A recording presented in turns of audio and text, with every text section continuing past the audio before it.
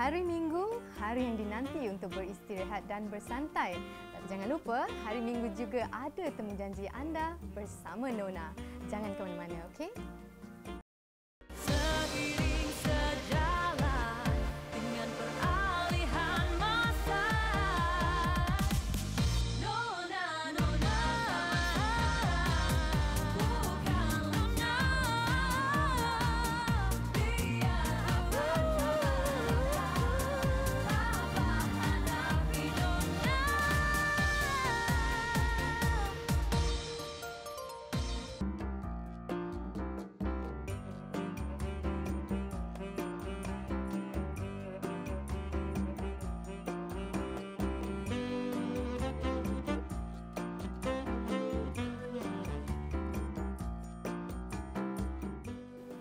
Assalamualaikum dan salam sejahtera buat semua penonton Nona.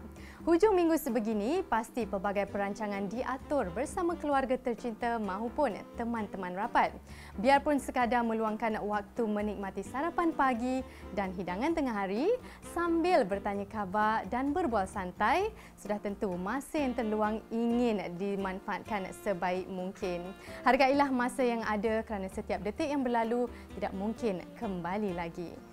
Teruskan bersama Nona untuk pelbagai pengisian menarik yang bakal kami kongsikan kerana Nona, inspirasi wanita buat semua. Menarik di Nona minggu ini. Didiagnos dengan sindrom Phelan-McDermid, Omar mengalami pelbagai komplikasi. Actually dia sangat aktif tapi dia sangat fragile. Kita expect dia boleh membesar macam biasa sebab kita tengok dia pun ceria, tak ada masalah. Selepas mudahan pun tak ada masalah. Keunikan dekorasi Cendana Home Cafe dalam gaya boho. Ubah selera dengan hidangan makanan Sunda. Ikan pesmol ni, dia macam kita punya masak lah juga. Kelebihan dia wangi.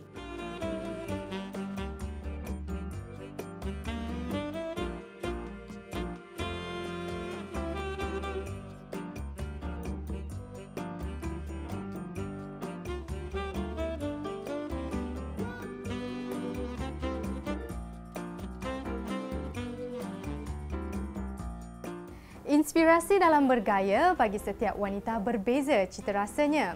Rekaan yang berciri feminin dan romantis sering menjadi pilihan golongan hawa yang ceria dan sukakan keindahan. Motif Flora menjadi fokus utama jenama Zora yang sudah 3 tahun bertapak dalam industri fashion.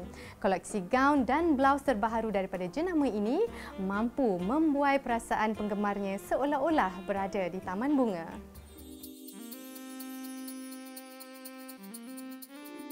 Sering mengetengahkan tema alam dalam rekaannya, Zora menjadi perhatian peminat fashion dari dalam dan luar negara.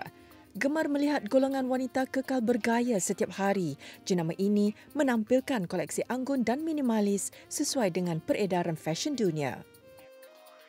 Baru minggu lepas, kami telah melancarkan koleksi ketiga kami, iaitu The East Collection. Inspirasi koleksi East berpunca daripada percutian kami yang akan datang di Timur Tengah. Kami ingin meluarkan koleksi yang boleh dipakai oleh hijabi-hijabis yang akan mengunjungi tempat-tempat yang menakjubkan seperti the desert or like monumen yang indah di Timur Tengah. Selain mengambil ilham dari negara Timur Tengah, koleksi yang diberi nama East ini cuba mengembalikan gaya fashion era Renaissance dan Empire, mahu menonjolkan ciri utamanya iaitu kesempurnaan bentuk. Rekaan yang dihasilkan oleh jenama ini tampak mewah dan tidak ditelan zaman. Baju pertama dinamakan The Noir Dress. Kita mereka desain gathers di bahagian lengan, bahagian belakang bawah dan bahagian leher. Baju ini juga mempunyai butang mutiara. Kami memastikan setiap jahitan baju kami kemas dan teliti.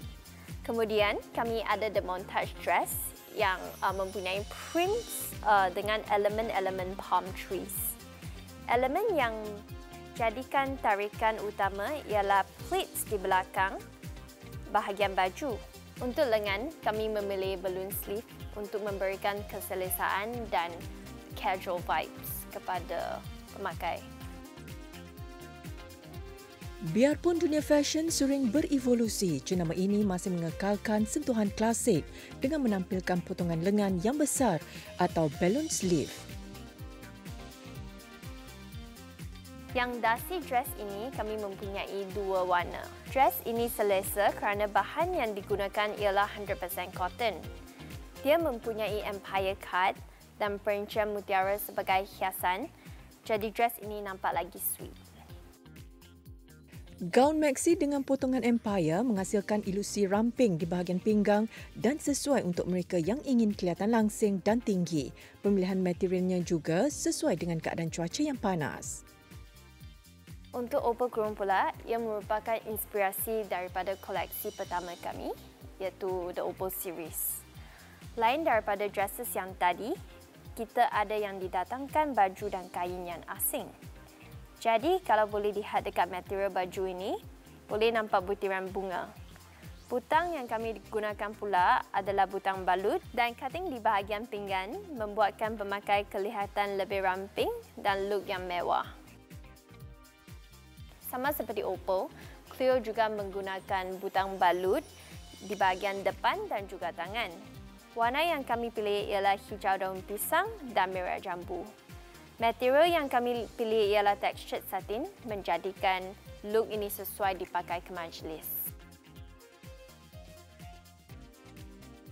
Last one, kami ada the Eden dress. Yang dress ni pun printed dengan bunga-bunga untuk memberi vibes English garden. Menariknya, desain ini kami ada pleats di bahagian pinggan dan dada yang terperinci. Walau bagaimanapun, setiap butiran atas pakaian kami boleh di-customize ikut cita rasa penonton. Menyuntik kelainan demi kepuasan, label ini memberi pilihan kepada pelanggan yang ingin memiliki busana mengikut cita rasa individu.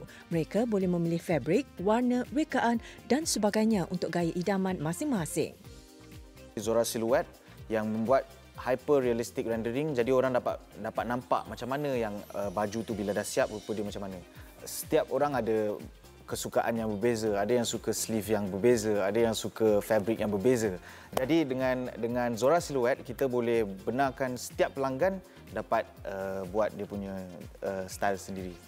Kita harap yang industri fashion akan accept cara made to order, maksudnya boleh order via online and also boleh pilih and also boleh choose dia punya sizing and all this sebagai something yang normal dalam future. Pasal ini benda yang baru. Beli and also ukur size and also tukar style adalah benda yang baru. Jadi kita harap yang dengan kita punya sistem and all this, kita boleh revolutionize the fashion industry. Sophisticated dan mewah, koleksi ini mampu menyelahkan lagi aura pemakainya.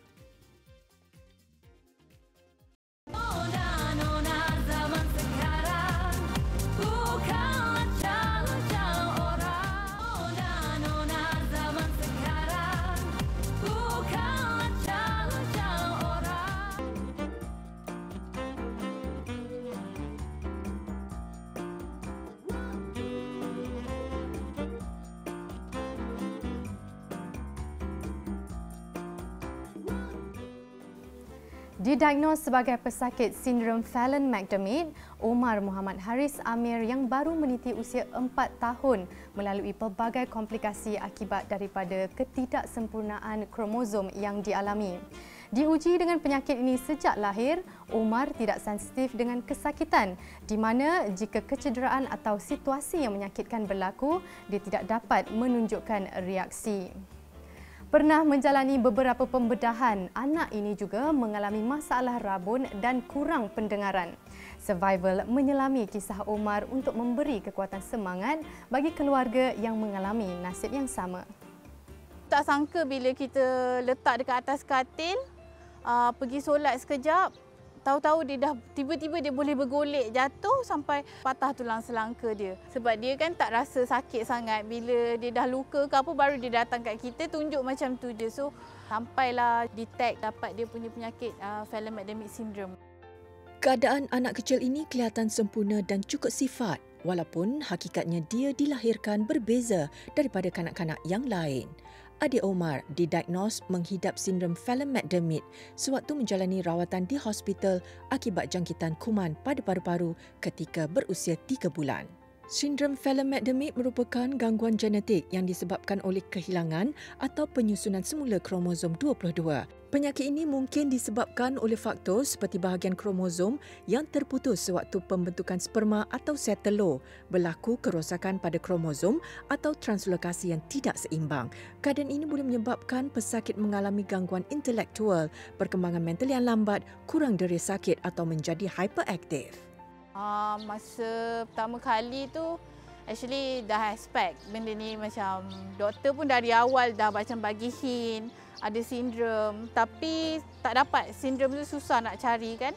So diorang ada plan untuk hantar darah ke luar negara lah apa semua. Akhirnya kromosom kedua baru dapat. Bila dapat tahu tu macam kita dah boleh agak, tapi bila nak terima dia punya macam mana dia membesar tu, kita expect dia harap boleh membesar macam biasa, tapi sindrom ni dia ada ciri-ciri sindrom ni memang mengejutkan sikit lah. Cuma kita mengikut peredaran masa tu boleh terima dengan baik lah. Sebab kita tengok dia pun ceria, tak ada masalah. Selepas mudahan pun tak ada masalah.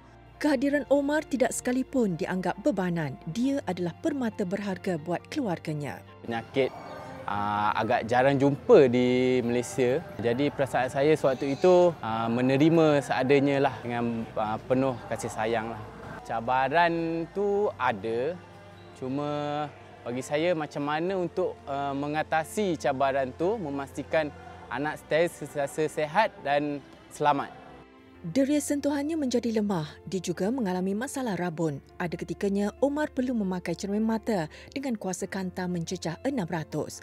Keadaan ini menyebabkan Omar sukar menguruskan dirinya sendiri dan terpaksa dikawal untuk mengelakkan berlaku kecederaan. Dia masih macam baby lah, dia tak faham. Semuanya nak kena buat. A to Z tu memang nak kena pantau. Dia sangat senang accident. Actually dia sangat aktif tapi dia sangat fragile. Dia senang terjatuh. Sebab dia kan tak rasa sakit sangat. Bila dia dah luka ke apa baru dia datang kat kita tunjuk macam tu je. So bahayalah. So kita kena pantau dia 24 hours. Hampir setiap masa kena check on him supaya dia macam tak kena macam accident lah. Ini accident untuk elakkan sebarang kemalangan. Segi penjagaan Omar, boleh dikatakan isteri saya yang menjaga sepenuhnya Omar kerana saya bekerja, dan isteri saya sebagai suri rumah akan memang menjaga Omar setiap hari lah. Pada waktu tertentu apabila mendapati panggilan daripada isteri dan mengatakan Omar berlaku kemalangan kecil, dan itu saya rasa cabaran bagi saya dan isteri lah, menerima sesuatu yang perkara yang tak diingini berlaku. Dr. Azam Muhammad Noor berkongsi kaedah rawatan untuk penyakit jarang jumpa ini. Apa yang kita ada dekat kanak-kanak yang ada Phelan-McDermid syndrome ni pun mereka kurang rasa sakit. Jadi mereka boleh tercedera dengan bila dia tercedera mereka tak rasa benda tercedera. Jadi adalah penting untuk ibu bapa peka kepada masalah tersebut. Mungkin jika mereka luka, rawatan untuk luka tu kita boleh lakukan dengan lebih intensify the treatment ya. Jangan kita biarkan luka tu berlarutan, kerana kanak-kanak ni akan tidak rasa deria sakit tu, dia akan menyebabkan kawasan tu lagi tercedera dan boleh mendapat infection dan boleh menyebabkan kuman yang lebih berlarutan dekat kawasan tersebut. So tidak ada rawatan yang kita boleh bagi macam ubat untuk menyebabkan deria rasa dia bertambah. Tidak. Tapi macam mata, rabun mata, kita kena tengok kenapa dia rabun mata. Boleh tak kita letak cermin mata, whatever it is lah. Tetapi benda tu kita macam correct the mata lah. Saya rasa masalah-masalah genetik tidak ada rawatan yang spesifik untuk masalah genetik tersebut. Genetik is something that you are born with. There's nothing yang we can do to change it. Tetapi apa yang kita boleh tahu, kita boleh rawat masalah-masalah yang berlaku. Antara terapi bagi penyakit ini adalah penggunaan berus sensori. Anggota badan akan diberus secara perlahan untuk menghilangkan keadaan hyperaktif Omar yang melampau. Perhatian diberi tanpa batasan. Mas Amira dan Muhammad Haris Amir sentiasa berusaha memberi rawatan yang terbaik buat anaknya. Doa harapan supaya dia membesar dengan baik. harap nanti besar dia boleh, kalau tak banyak sikitlah faham keadaan dia. Keadaan dia ni sekarang pun kita dah cukup happy sebab dia memang happy baby. Memang sebenarnya senang nak jaga, cuma dia aktif je. So actually memang dengan dia tak pernah nak rasa sedih ke apa ke, semua happy. Dia pun susah nak nangis sebab tak rasa sakit kan. Satu masa nanti Omar dapat mencapai ataupun boleh menguruskan dirinya sendiri. Berat mata memandang, berat lagi bahu yang memikul. Kasih sayang pasangan ini terhadap Omar tidak pernah berbelah bagi. Meskipun Omar dilahirkan tidak sama seperti adik-beradiknya yang lain, dia dimanjakan dan dibelai sepenuh jiwa. Ketabahan keluarga ini wajar dijadikan contoh kepada mereka yang mengalami nasib yang sama.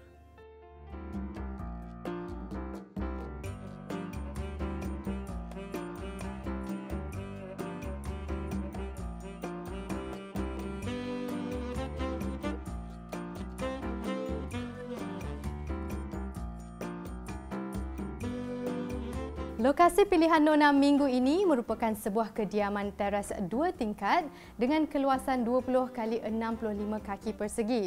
Biarpun memiliki ruang yang terhad, pemiliknya Puan Zahra Muhammad Yusof dan suami Encik Muhammad Kari Ismail bijak menyuai padankan dekorasi dan perabot. Memilih gabungan konsep rumah ladang dan moden, kediaman yang terletak di Bandar Mahkota Cerah Selangor ini diubah suai sendiri oleh pasangan. Teknik wainscoting dan shiplap wall yang terletak pada bahagian ruang tamu dan ruang makan bukan sahaja menarik, malah membangkitkan lagi seri kediaman.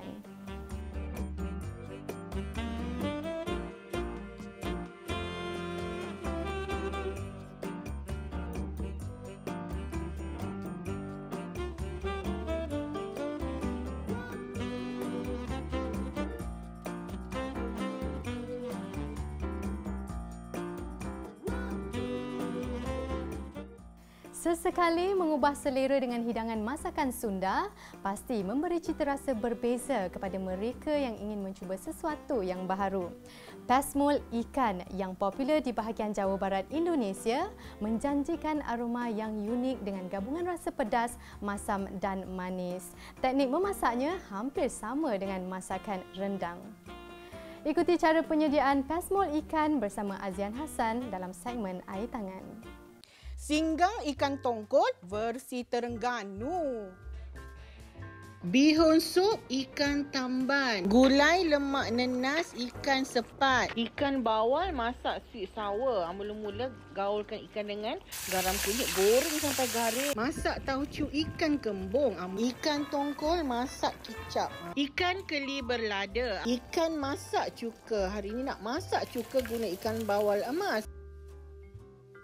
Azian Hassan, 53 tahun atau lebih mesra disapa Kak Yan, gemar berkongsi pelbagai resepi masakan bersama pengikutnya.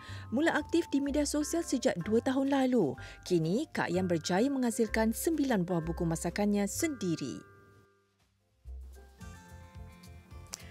Dah banyak dah resepi ikan yang Kak Yan kongsikan. Jadi hari ni Kak Yan nak kongsi satu lagi resepi yang sangat menarik, iaitu ikan pesmol. Kak Yan guna ikan siakap. So mari kita ke dapur masak. Jom. Antara bahan-bahan untuk memasak pesmol ikan adalah ikan siakap yang dilumur dengan kunyit dan garam, santan kelapa, daun salam, daun lima purut, gula, garam, daun ketumbar, lada hitam. Juga kisarkan bahan-bahan seperti cili merah, cili padi, bawang merah, bawang putih, lengkuas, serai dan buah keras. Jadi ikan pesmol ni, dia macam-macam kita punya masak lah juga. Tapi kelebihan dia wangi. Okey, so kita guna ikan siakap. Kita lumurkan dengan garam dan kunyit, kita goreng.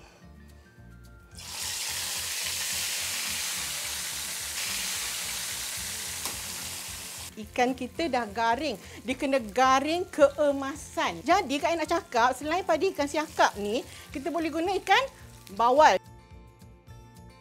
Ikan yang telah digoreng diangkat terlebih dahulu. Kemudian, masukkan bahan-bahan yang dikisar ke dalam kuali dan tumis sehingga pecah minyak. Setiap hari kita masak pesmol ni setiap sekala hujung minggu kan. Katalah nak buat tema Indonesia kan, mana tahu kan nak buat untuk hidangan keluarga, boleh buat ikan pesmol. Okey, kita tengok ya bila dia dah macam ada lubang-lubang gunung berapi tu kan, maknanya bahan-bahan tu dah nak kering lah. Masa ni baru kita boleh bubuh serbuk lada hitam. Nak pedas bubuh banyak, tak nak pedas bubuh sikit. Kemudian kita akan bubuh garam dan gula. Okey, kita bubuh gula ni nak lagi dia, orang kata lagi cantik, lagi berkilat, dan dia akan bantu benda-benda ni cepat garing. Tapi dia kena garing dulu. Jangan tak garing masuk gula nanti tak sedap. So kita kacau lah. Tunggu minyaknya naik sikit lagi, baru kita masuk santan. Masukkan daun salam dan daun limau purut untuk menambahkan aroma pada masakan. Selain itu, hirisan daun-daun ini juga mampu memberi rasa yang berbeza pada ikan yang dimasak. Kita nak santan yang pekat. Sebab tadi dalam bahan bumbu tadi kita dah bubuh buah keras kan. Jadi santan tak payah banyak sangat. Tapi kena pekat. Sebab dia bukannya orang kata macam masak gulai. Dia macam kita masak sweet sour tu, kuah-kuah macam tu lah. Dan kita letakkan atas ikan. Dah siap dah kita punya kuah dia, dan kita akan letakkan ke atas ikan. Tengok cantik kan kuning dia? Nampak segala-gala serainya, lengkuasnya. Langkah terakhir, perah limau kasturi di atas hidangan. Air perahan limau ini akan memberi rasa masam yang enak dalam masakan. Untuk lebih menarik, hiaskan sajian dengan daun ketumbar. Dah siap dah ikan pesmol kita. Kak Ayan haraplah boleh cuba resepi ni. Cubalah ya. Bagi yang ingin mencuba keunikan masakan dari Jawa Barat, pesmol ikan ini pasti menambah selera anda seisi keluarga.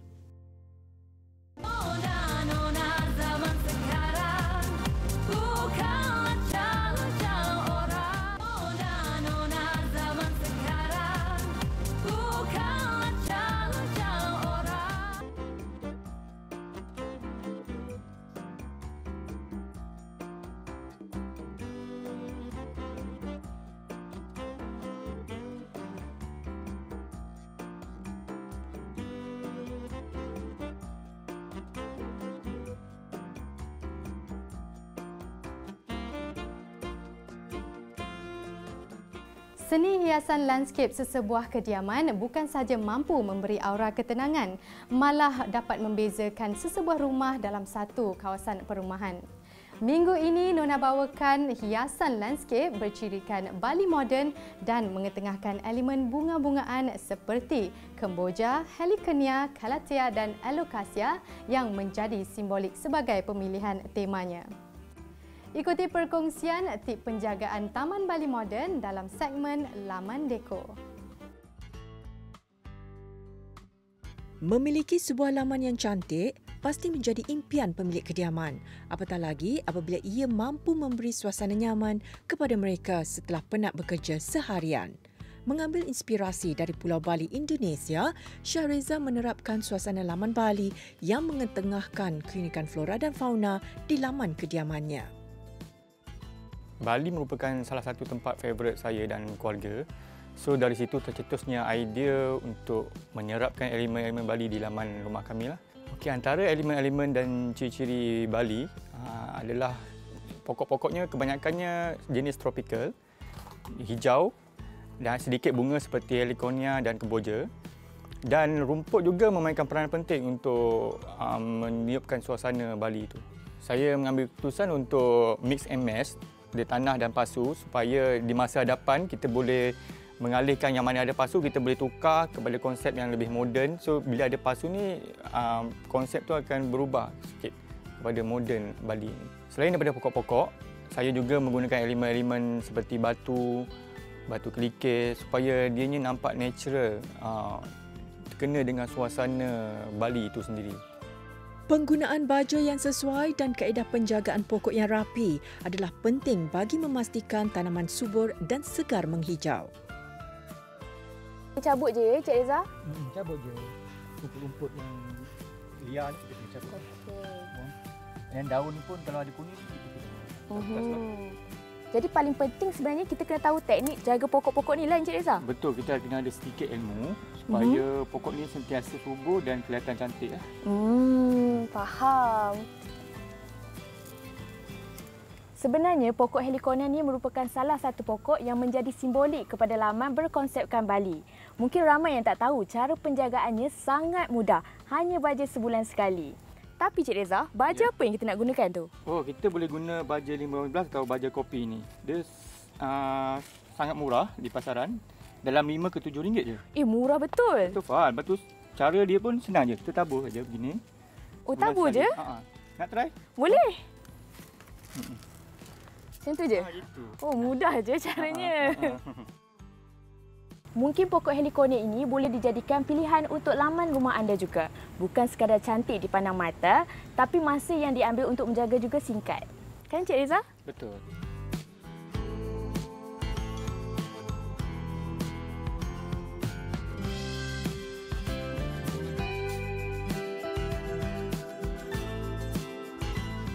Kebanyakan pokok-pokok di laman saya ni, saya memilih pokok yang jenis senang dijaga, yang sesuai dengan iklim dan cuaca di Malaysia.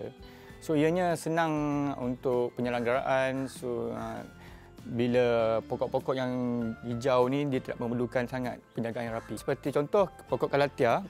Kalatia dia cara penjagaan dia bila daun dia dah mula menguning, so kita kena mencatas dia untuk buanglah supaya dia akan naik daun-daun baru yang cantik lah. Keluasan tanah adalah faktor utama dalam merancang landscape sesebuah laman. Ruang yang berskala kecil menghadkan dekorasi hiasan laman. Namun pemilik boleh memanfaatkan ruang dengan lebih kreatif melalui pemilihan hiasan tanaman yang minimalis. Untuk penonton yang ingin memiliki laman tetapi mendiami di rumah kondo ataupun apartmen, mereka juga boleh mendapatkan laman yang berkonsepkan Bali, tetapi kita mengubah sikit elemen.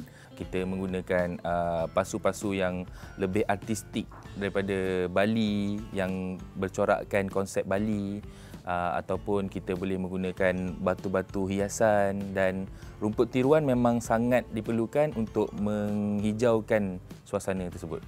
Untuk jenis rumah yang ada laman tapi berskala kecil, kita selalu akan tanam tumbuhan-tumbuhan yang berkonsepkan Bali, yang seperti kalatia, heliconia, kemboja, sebab tumbuhan yang saya sebutkan ini amat penting dalam konsep Bali, kerana tumbuhan yang seperti pohon kemboja ni memang datangnya asal usulnya daripada Bali, Indonesia sendiri. Selain itu, laman rumah yang berskala besar boleh menerapkan elemen-elemen seperti water fountain, water pond untuk mewujudkan suasana Bali yang asli dan seperti berada di Bali, Indonesia. Menikmati suasana laman yang segar menghijau mampu memberi aura positif buat penghuninya. Bila saya dah berkeluarga ni, dah ada anak-anak, so laman ini menjadikan satu tempat kita orang untuk berkumpul, beriadah bersama, aktiviti barbecue, so minum kopi. So benda tu dapat mengeratkan lagi perhubungan kami antara keluarga, di samping dapat menjadi terapi untuk kita yang seharian penat bekerja.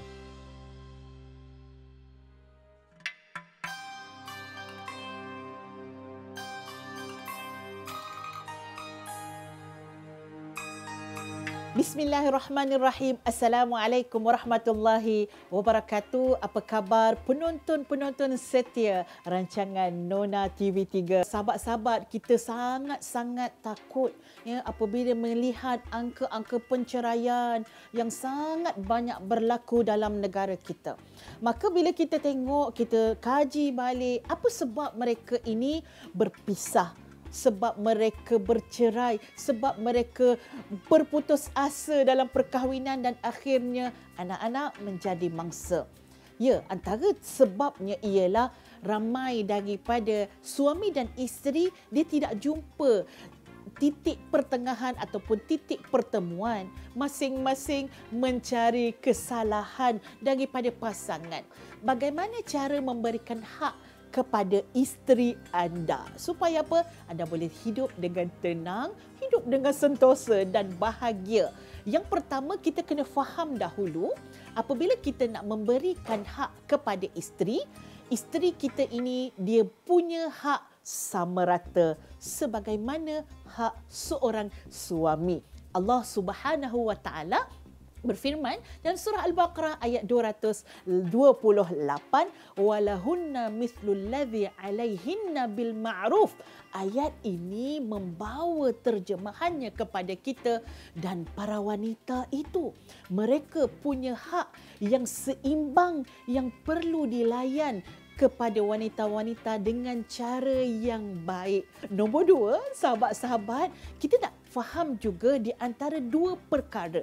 Dua perkara ini, yang pertama iaitu fiqhul qada dan yang kedua fiqhul haya. Qada ni maksudnya fiqh hukum yang berlaku di mahkamah, ya, fiqh tentang hukum-hukum. Yang ini berlaku apabila ada masalah dalam rumah tangga. Jadi hakim akan mencari penyelesaian dalam rumah tangga tersebut. Kalau di dalam fiqh undang-undang, isteri itu perlu diberi nafkah, betul tak? Kena ada RM tertentu. Tetapi di dalam fiqhul haya, suami mesti memberikan mengikut kemampuan suami. Yang penting suami itu tidak, kita kata, culas di dalam kepertanggungjawabannya memberikan nafkah kepada isteri. Bukan sekadar berapa RM tu dalam satu hari isteri kena dapat, tapi Islam ajar suami dia memberikan perlindungan, dia memberikan perhatian dengan tanggungjawab yang dia ada. Suami dia perlukan beri kepada isteri dari sudut makanan hati, makanan jiwa. Ni yang kita selalu lupa ni. Susah sangat dekat mulut suami nak sebut terima kasih sayang. Moga-moga dengan memberikan hak kepada isteri, Allah akan berikan kebahagiaan buat diri kita, diri pasangan kita dan diri keluarga kita. Insya-Allah, mudah-mudahan keluarga bahagia menjamin negara yang aman dan makmur. Assalamualaikum warahmatullahi wabarakatuh.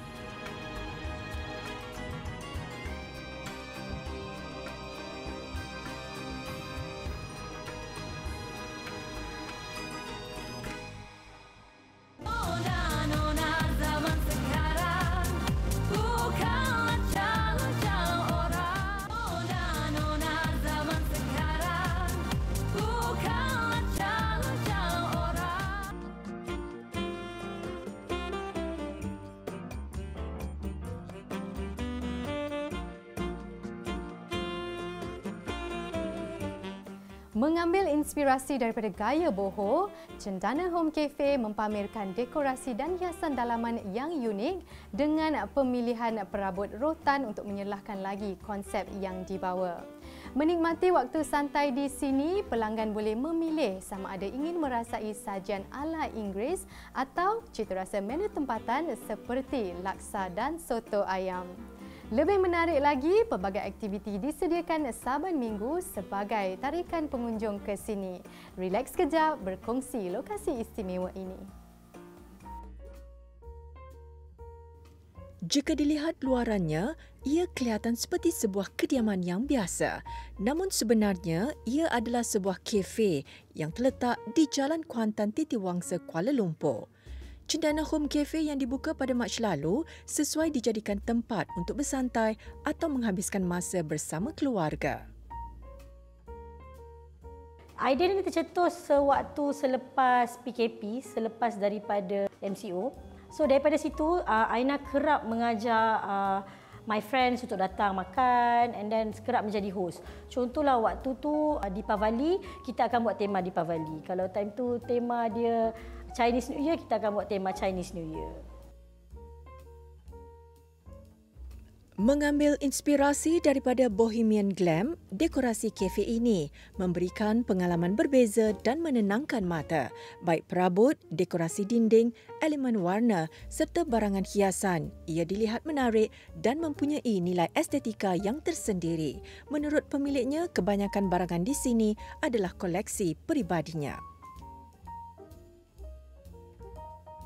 Sebenarnya konsep dia adalah Bohemian Glam yang mana kita ada letak dekor-dekor seumpama warna gold dekat kita punya kafe untuk menjadikan dia Bohemian Glam. So pada siapa yang datang akan nampaklah dekorasi kami terutamanya berkisahkan cerita mengenai Bohemian. Kafe ni memang lain daripada kafe yang lain sebab saya buatnya dalam konsep rumah. So bila dia dalam konsep rumah, so dia memberi intimasi kepada pelanggan untuk datang and then enjoy the moment bila diorang ada dekat kafe ni. And then bila kita ada buat konsep dalam rumah kafe, keluarga akan lebih selesa untuk berada lebih lama di kafe ini berbanding daripada kafe yang sering kali diorang kunjungilah, iaitu kafe-kafe normal yang lain. Kafe ini menawarkan pelbagai menu menarik untuk pengunjung yang bertandang, khususnya masakan ala barat. Selain itu, kafe ini turut menyediakan menu tempatan bagi meraihkan selera masyarakat setempat. Kita ada juga selitkan makanan tempatan yang selalu orang masyarakat kita akan order. Seperti contoh yong tau fu dan juga sate. Okey, untuk makanan yang paling special kat sini kita ada charcuterie board. Charcuterie board tu memang tempat lain memang tak ada, kita je ada. Charcuterie board tu adalah suggested group order yang mana kalau 4-5 orang makan confirm kenyang. Tidak lengkap menikmati hidangan tanpa segelas minuman. Moktelnya diolah khas mengikut resepi tersendiri oleh pembuat moktel berpengalaman dan menjadi taruhan kafe ini bagi menonjolkan keistimewaan mereka. Moktel ni kita namakan dia Dewi Bar. Dewi Bar ni memang dia punya flavor semuanya dibuat sendiri oleh mixologist kita iaitu Abang Fauzi. So bila kita nak masuk ke Bohemian style, antara menu yang diketengahkan adalah moktel Terlalu Rindu, moktel Aloha Pinanas dan pelbagai lagi air-air moktel yang lain. Untuk coffee lover pula, untuk siapa yang nak rasa special, bolehlah mencuba cappuccino kami sebab ia adalah gabungan pancake dan juga cappuccino. Bagi memeriahkan lagi kunjungan pelanggan ke lokasi ini, mereka giat menganjurkan pelbagai acara menarik saban minggu. Aktiviti berkisarkan seni sentiasa menjadi tumpuan pelanggan. Setiap minggu kita akan ada various activities yang mana aktiviti-aktiviti tu memang akan lain-lain temanya. Macam minggu ni kita buat art weekend, minggu depan kita akan buat weekend market dan minggu lagi depan kita akan buat event tema lain pula. So antara event yang kita buat yang paling dapat sambutan adalah art weekend. Okay, art weekend ni kita ada pelbagai aktiviti seperti contoh kita ada sand art, kita ada balloon dart art and then kita ada canvas painting. So yang kebanyakan yang datang ni memangnya keluarga sebab dia dapat spend time masa dekat kafe kita. Elemen estetika yang ada di ruang kafe ini mampu menarik minat pengunjung untuk bersuah foto, terutamanya dalam kalangan wanita. Aina punya harapan supaya Aina punya kafe ni ada sebuah taman permainan lah untuk anak-anak bermain. Sebabnya kafe ini adalah berasaskan kekeluargaan. So bila kita nak tarik mak tu kita mesti tarik anak-anak dia dulu untuk datang. So insyaAllah kalau ada rezeki Aina nak bangunkan satu taman permainan untuk anak-anak supaya dia boleh datang sambil dia enjoy makanan, anak-anak dia pun dapat enjoy juga. Beroperasi setiap hari dari jam 8 pagi hingga 10 malam, kafe ini sentiasa mengalu-alukan kedatangan pengunjung dan bersedia melayani selera anda semua. Jadilah seperti permata berharga yang selalu didambakan, yang sentiasa ingin dimiliki walau sering dicemburui. Jangan pernah berasa gentar untuk menyelahkan nilai-nilai murni.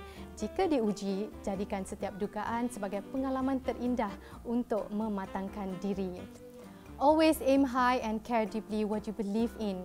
When you stumble, keep faith. When you are knocked down, get right back up. Kata-kata inspirasi Hillary Clinton mengakhiri siaran Nona kali ini. Jutaan terima kasih kepada pemilik kediaman Puan Zahra Muhammad Yusof dan suami Encik Muhammad Khairi Ismail kerana sudi menerima kunjungan kami pada minggu ini. Seperti biasa, layari laman Facebook, Instagram dan TikTok kami di TV3 Nona. Pastikan temu janji anda bersama kami lagi minggu hadapan. Nona, inspirasi wanita buat semua. Assalamualaikum.